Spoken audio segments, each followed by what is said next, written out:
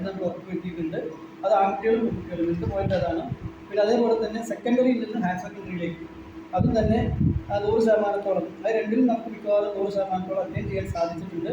അവിടെ PTR rate, PTR എന്ന് പറഞ്ഞാൽ പീപ്പിൾ ടീച്ചർ റേഷ്യോ, അത് 30 കുട്ടികളാണ്. 5ാം ക്ലാസ് വരെ നമുക്ക് സ്റ്റാറ്റിസ്റ്റിക്സിൻ്റെ പാറ്റേൺ അനുസരിച്ച് 30 കുട്ടികളുടെ അധ്യാപകനാണ്.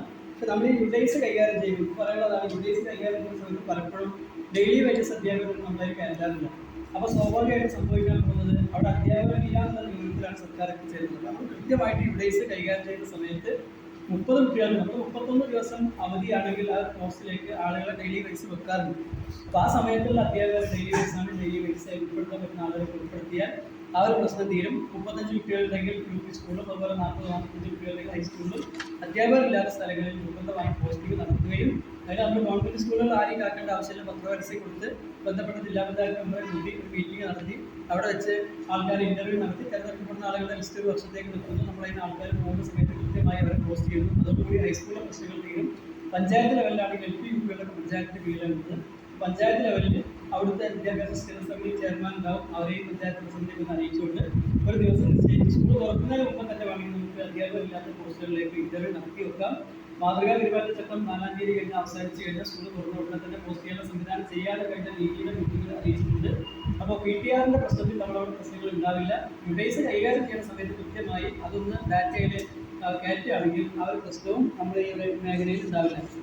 പിന്നെ 6ാമത്തെ മറ്റൊന്ന് ഗേൾസ് ടോയ്ലറ്റിൻ്റെ പ്രശ്നമാണ്. ഞാൻ കഴിഞ്ഞ പ്രാവശ്യം മീറ്റിങ്ങുകളിലൊക്കെ അവരെ അച്ഛന്മാരും പ്രിൻസിപ്പൽമാരൊക്കെ ഗ്രൂപ്പുകളിലിട്ട് ഏതെങ്കിലും വിദ്യാലയങ്ങളിൽ പെൺകുട്ടികൾക്ക് ആനുപാതികമായി ടോയ്ലറ്റുകൾ ഇല്ലെങ്കിൽ അതിന് ആവശ്യമായ സംഗതികൾ എന്താ വെച്ചാൽ, കാരണം ശുദ്ധവിഷത്തിൽ ഇഷ്ടംപോലെ ഫണ്ടുണ്ട്. നമ്മൾ അറിയിച്ചാൽ ഒരു പക്ഷേ ഒരു പഞ്ചായത്ത് പ്ലാൻ ചെയ്യണമെന്നില്ല. നേരിട്ട് ജില്ലാ പഞ്ചായത്തിൽ പോയി അവിടെ പ്ലാൻ പോയി ഞങ്ങളവിടെ നിലനിൽക്കുന്ന പ്രശ്നങ്ങൾ ഇന്നതാണെന്ന് പറഞ്ഞാൽ അവർക്ക് കൃത്യമായിട്ട് നമ്മൾ DPC, നമ്മുടെ ജില്ലയിലെ ജില്ലാ ഡിസ്ട്രിക്ട് പ്ലാനിംഗ് ഓഫീസർ DPO വളരെ സജീവമായിട്ട് ജില്ലാ മേഡം വളരെ സജീവമായിട്ട് പറഞ്ഞിട്ടുണ്ട്. പ്ലാനുകൾ ഉണ്ടാക്കി കൊണ്ടുവരും, അനുമതി വാങ്ങിച്ചതിനെ കലക്ടറേറ്റ് ഞാൻ തയ്യാറാണ്. അപ്പോൾ അത്ര വളരെ ആത്മവിശ്വാസത്തോടു കൂടിയാണ് അവരന്ന് മീറ്റിംഗ് പറഞ്ഞു. ഏതെങ്കിലും വിദ്യാലയങ്ങളിൽ പെൺകുട്ടികൾക്ക് ആനുപാതികമായ ടോയ്ലറ്റ് ഇല്ലാത്തതിൻ്റെ പേരിൽ കുട്ടികളുടെ പഠനം മുടങ്ങുന്നുണ്ടെങ്കിൽ, ഈ പഠനം മുടങ്ങിയാലുണ്ടെങ്കിൽ കുട്ടികൾ കൃത്യമായിട്ട് ടോയ്ലറ്റുകൾ ഉണ്ടെങ്കിൽ ആ വിവരം ബന്ധപ്പെട്ട ജില്ലാ പഞ്ചായത്താണെങ്കിൽ ജില്ലാ പഞ്ചായത്ത്, ബ്ലോക്ക് പഞ്ചായത്താണെങ്കിൽ അവർ, അല്ലെങ്കിൽ ഗ്രാമപഞ്ചായത്താണെങ്കിൽ അവരെ അറിയിച്ചിട്ടും പരിഹാരമില്ലെങ്കിൽ നമുക്ക് ഈ DPO നേരിട്ട് പോയി കണ്ട്, ജില്ലാ പ്ലാനിംഗ് ഓഫീസർ നേരിട്ട് പോയി കണ്ട് ഈ ഒരു കാര്യം ബോധ്യപ്പെടുത്തി നമ്മുടെ വിദ്യാലയങ്ങളിൽ അത് പണിയാനുള്ള സംഗതി ചെയ്യും. ഒരു വർഷത്തിനകം ഒരു വിദ്യാലയങ്ങളിൽ പെൺകുട്ടികൾക്ക് ടോയ്ലറ്റ് ഇല്ലാതെ അല്ലെങ്കിൽ ആൺകുട്ടികൾക്ക് ടോയ്ലറ്റ് ഇല്ലാതെ പോകാൻ പാടില്ല. അതാണ് 6ാമത്തെ പോയിന്റ്. 7ാമത്തെ പോയിന്റ് CWSN കുട്ടികളെ ഇപ്പോൾ വളരെയധികം താല്പര്യത്തോടു കൂടി നമ്മുടെ സംസ്ഥാനത്ത് ഒരു കുട്ടിയും ഒരു നോ ചൈൽഡ് ലെഫ്റ്റ് ബിഹൈൻഡ് തത്വമാണ് ആദ്യം നൽകുന്നത്. SSK ഉണ്ടായിരുന്നത് ഒരു കുട്ടിയും പിന്നോക്കമല്ല എന്നൊരു പദ്ധതിയുടെ അടിസ്ഥാനത്തിൽ ചൈൽഡ് വിത്ത് സ്പെഷ്യൽ നീഡ്, അതായത് നമ്മുടെ ഡിഫറൻ്റ്ലി ഏബിൾഡായ കുട്ടികൾക്ക് വേണ്ടി ഒരുപാട് പദ്ധതികൾ, അവർക്ക് സ്കോളർഷിപ്പ് ആണെങ്കിലും ബാലസൗകര്യങ്ങളാണെങ്കിലും ഒട്ടേറെ കാര്യങ്ങൾ ചെയ്യുന്നുണ്ട്. എന്നിട്ടും അവർക്ക് ആനുപാതികമായി ടീച്ചേഴ്സ് ഇല്ലെന്നാണ് പരാതി. അതും UDC കൈകാര്യം ചെയ്യുമ്പോൾ ശ്രദ്ധിക്കുന്ന സംഗതിയാണ്. കാരണം നമ്മൾ ഇല്ലാത്ത കുട്ടികൾക്ക് കൂടെ കൃത്യമായിട്ട് BPC ഒക്കെ ബന്ധപ്പെട്ട് ഇവിടെ തന്നെ പല വീടുകളിൽ ഞാനും അദ്ദേഹം അതുപോലെ പഴയ DF ഉൾപ്പെടെയുള്ള ആളുകൾ പോയിട്ടുണ്ട്. അപ്പോൾ അത്തരം കുട്ടികൾക്ക് പിന്നെ ആളുകളില്ലെങ്കിൽ കോർഡിനേഷൻ സെന്ററുകൾ നമ്മുടെ ഈ പ്രദേശത്തുണ്ട്. ഏതൊക്കെയാണോ കുറവെങ്കിൽ അത് വിദ്യാലയങ്ങളില്ലെങ്കിൽ അത് എല്ലാ വിദ്യാലയങ്ങൾക്കും കൃത്യമായിട്ട് എല്ലാ വിദ്യാലയങ്ങളിലേക്കും പോസ്റ്റ് ചെയ്യാൻ അവകാശമില്ല. എങ്കിൽ പോലും എല്ലാ വിദ്യാലയങ്ങളിലും ഇത്തരം അധ്യാപകർ എത്തുന്നുണ്ട് എന്നുള്ള സംഗതി ഉറപ്പുവരുത്താൻ ഹെഡ്മാസ്റ്റർമാർ ചെയ്യണം. അതിലേക്ക് ബന്ധപ്പെട്ട DPOയുമായി ബന്ധപ്പെട്ട് അതിനുള്ള പരിഹാരം കാണണം.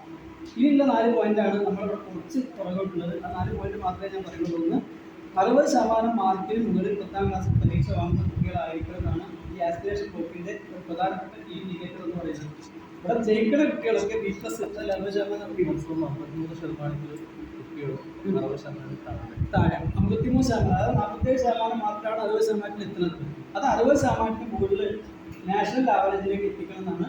അതിന് നമ്മൾ കഴിഞ്ഞ വർഷം ഒരുപാട് പ്രവർത്തനങ്ങൾ, മോർണിംഗ് ക്ലാസ്സുകൾ, ഈവനിങ് ക്ലാസ്സുകൾ, അതുപോലെ സ്പെഷ്യൽ നോട്ട്സ്, നമ്മളെ പുതൂരല്ല ഷോളേരി സ്കൂൾ കഴിഞ്ഞ പ്രാവശ്യം മകൾക്ക് മാത്രം ഫണ്ട് വന്ന് മറുപടി കൂടിയപ്പോൾ സാറോട് ബന്ധപ്പെട്ട് ADPയുമായി ബന്ധപ്പെട്ട് കഴിഞ്ഞ വർഷം പദ്ധതി ഷോളേരി സ്കൂളിലേക്ക് നിന്ന് വ്യാപിച്ചപ്പോൾ ഒരുപാട് നോട്ട്സ് പ്രിന്റ് ചെയ്യാനും അതുപോലെ ഒരുപാട് അധിക പ്രവർത്തനങ്ങൾ നടത്താനും ഫണ്ട് കിട്ടിയിട്ടുണ്ട്. അപ്പം അങ്ങനെ ഇനിയും ആവശ്യമുള്ള ആൾക്കാരുണ്ടെങ്കിൽ കൃത്യമായി അതൊക്കെ ഈ പ്ലാൻ രൂപീകരിക്കുന്ന സമയത്ത് തന്നെ എത്തിച്ചു കൊടുത്താൽ മാത്രമേ കൃത്യമായിട്ട് അവർക്ക് പ്ലാൻ ഉൾപ്പെടുത്തി ചെയ്യാൻ പറ്റൂ.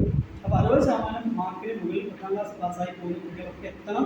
ആ ഒരു രീതിയിലേക്ക് അടുത്ത വർഷത്തിൽ തുടങ്ങാൻ പോകുമ്പോൾ തന്നെ കൃത്യമായി നമ്മൾ ആ ലെവലിലേക്ക് കുട്ടികളെ കൊണ്ടുപോകാൻ ആവശ്യമായ മൊഡ്യൂൾ തയ്യാറാക്കി എല്ലാ കുട്ടികളെയും, അത് ആൺകുട്ടികളെയും വേണം പെൺകുട്ടികളെയും വേണം. അതോടെ 2 പോയിന്റ്.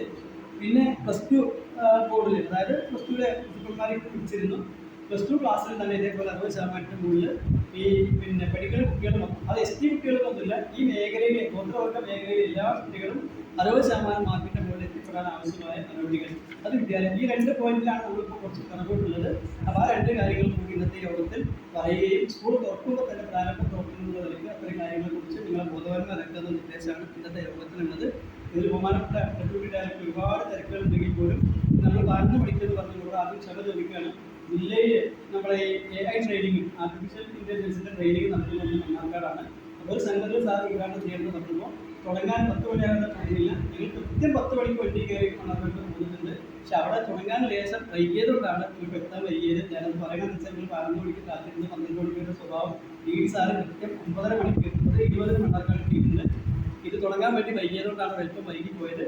അപ്പോൾ ഈ ഒരു കാര്യങ്ങൾ നിങ്ങൾ മനസ്സിലുണ്ടാവണമെന്നും മാത്രമല്ല, ഇപ്പോൾ 10ാം ക്ലാസ് പഠിച്ച എല്ലാ കുട്ടികളും പാസ്സായി. 4 കുട്ടികളല്ലാത്തവർക്ക് പാസ്സായി. ആ 4 കുട്ടികളും അടുത്ത പരീക്ഷയിൽ പാസ്സാവും. ഈ കുട്ടികൾ മുഴുവൻ പ്ലസ് 1ലേക്ക് അഡ്മിഷന് പോയി എന്നത് ഉറപ്പുവരുത്തും സാറിന് കൃത്യമായിട്ട് പറയും. അപ്പോൾ ഇതിലെത്തിച്ചേർന്ന എല്ലാവരെയും വിദ്യാഭ്യാസ ഡെപ്യൂട്ടി ഡയറക്ടർ, അതുപോലെ പാലക്കാട് DO, ഒറ്റപ്പാലം DO, അതുപോലെ ബക്കീഷ് മാഷ് നിങ്ങളുടെ സ്വന്തം BPO ആണ്.